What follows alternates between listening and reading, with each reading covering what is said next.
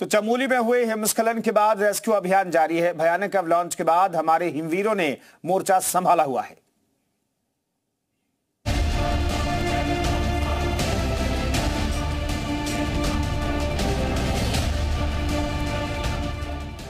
चमोली में माड़ा हिमस्खलन में कई फीट बर्फ में अभी भी फंसे मजदूरों को निकाले जाने के लिए जद्दोजहद जारी है। आज तीसरे दिन बचाव अभियान जारी है। मौसम साफ है, इसलिए टीम चाहती है कि आज ही रेस्क्यू पूरा कर लिया जाए। लापता मजदूरों की खोजबीन के लिए जीपीआर सिस्टम भेजा गया है। एसडीआरएफ की डॉग टीम भेज गई है। उम्मीद है कि इससे तलाशी अभियान में तेजी आएगी और लापता लोग आज खोज लिए जाएंगे। इसके साथ ही आपको ये बताएं कि सेना की ओर से राहत काम के लिए MI-17 हेलीकॉप्टर भी देहरादून से भेजा गया है। 8 हेलीकॉप्टर्स की मदद से रेस्क्यू में तेजी लाई गई है। तो एम्पल रिसोर्सेज वहाँ भेजे गए हैं सेंटर के थ्रू और स्टेट गवर्नमेंट के थ्रू। तो आज वेदर भी क्लियर है। होप कर रहे हैं कि आज ये हम सर्च ऑपरेशन अपना कंप्लीट कर लेंगे, क्योंकि कल भी फिर वेदर का एडवर्स वेदर का अलर्ट है। तो आज प्रयास रहेगा इस ऑपरेशन को कंप्लीट किया जाए।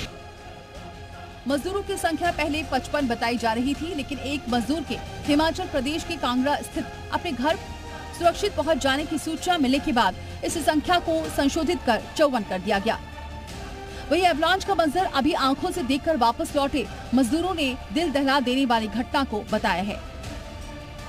बर्फबारी हो रही थी, थोड़ा तूफान टाइप का आ गया था ना, उसके साथ बर्फ भी आई और थोड़ा सा एवलांच टाइप का भाई ऊपर से थोड़ा हाइट है वहाँ पे ना, और जैसे नीचे गिरा उसी के झटके से पूरे कंटेनर हमारे 7-8 कंटेनर पूरे उड़ के चले गए थे।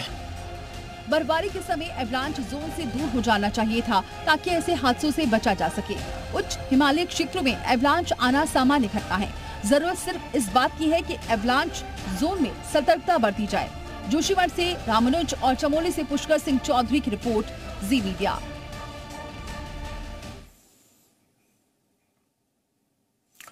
हमारे साथ रामानुज इस खबर पर अपडेट देने के लिए मौजूद हैं। रामानुज, 4 लोगों की तलाश की जा रही थी, लेकिन अब 3 डेड बॉडीज बरामद की गई है। एक व्यक्ति की तलाश किस तौर पर, वहां पर किस तरीके से की जा रही है? देखिए कुंदन, जिस तरह से आपने देखा कि आज सुबह जब रेस्क्यू ऑपरेशन शुरू हुआ तो इसे आज बड़ा दिन बताया जा रहा था, क्योंकि सेना के जो जवान थे उनका आज जो पूरा टारगेट था वो उस एरिया को लोकेट करना था जहां पर मजदूर लापता थे। और अभी तक जो मजदूर फिलहाल रेस्क्यू करके बाहर निकाले गए थे, उनके बातचीत के आधार पर उसी एरिया को एक सर्किल राउंड किया गया था ताकि रेस्क्यू ऑपरेशन को बहुत ही युद्ध स्तर पर चलाए जा सके और साथ में जो लापता मजदूर थे उन्हें पता भी लगाया जा सके, उनका रेस्क्यू भी किया जा सके। तो उसी दृष्टिकोण से आज फिलहाल ऑपरेशन चला, जिसमें से 3 मजदूरों के डेड बॉडी को रेस्क्यू किया गया है और जोशीमठ पहुंचा दिया गया है।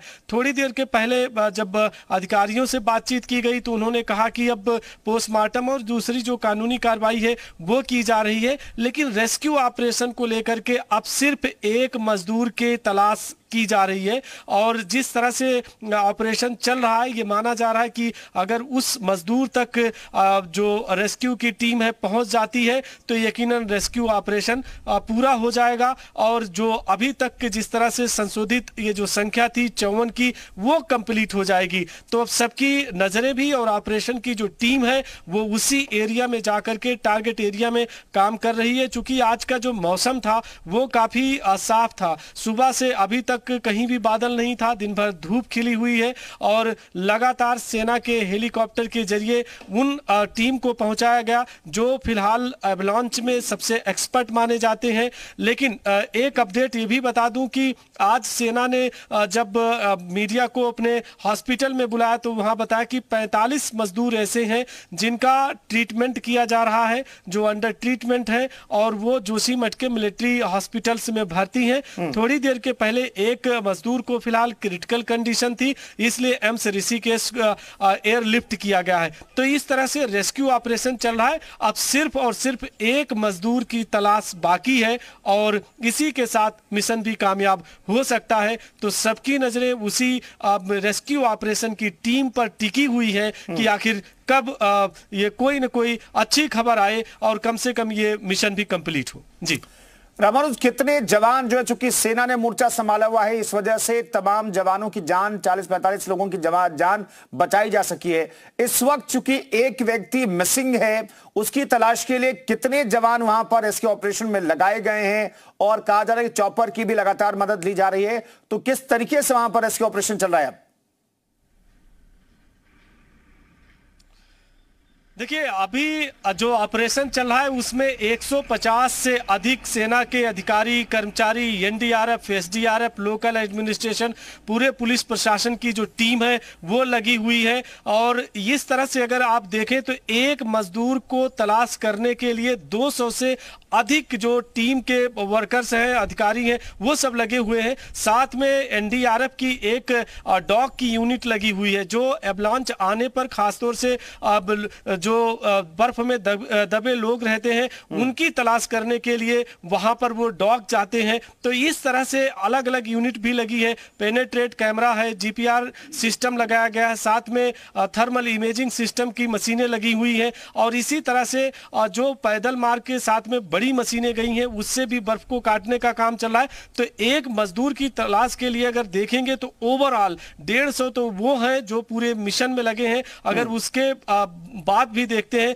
तो ये संख्या 200 से अधिक होती है, चूंकि बाहर भी बहुत सारे अधिकारी और कर्मचारी लगे हुए हैं। तो इस तरह से पूरे मिशन को कामयाब बनाने की कोशिश की जा रही है। लेकिन ये जरूर कह सकते हैं कि आज का जो दिन था वो सबके लिए बड़ा था, चूंकि मौसम अगर साथ देता तो ये मिशन कंप्लीट होता। तो मौसम ने आज साथ दिया है, दिन भर कहीं भी किसी तरह न बर्फबारी हुई, ना कहीं बादल आया और ना बारिश हुई। इसकी वजह से ऑपरेशन बहुत युद्ध स्तर से चला है। अब ये जरूर देखा जा सकता है कि आखिर में कब ये खबर आएगी कि एक और मजदूर की तलाश हो गई और उसी के साथ ये मिशन भी कंप्लीट होगा। फिलहाल बहुत बड़ी टीम जो है पूरे मिशन में लगी हुई है। जी बिल्कुल। तो रामानुज, हमारे सहयोगी अपडेट दे रहे हैं कि एक मजदूर की तलाश के लिए लगातार वहां पर करीब 200 जो सेना के जवान हैं, टेक्निकल टीम है, जो एक्सपर्ट हैं, बर्फ के अंदर काम करने में, तलाश अभियान में जो एक्सपर्ट है, उनकी मदद से एक मजदूर की तलाश लगातार जारी है। लेकिन रामानुज, क्या कहा जाए कि आज का दिन है, चूंकि हमने जिलाधिकारी को सुना,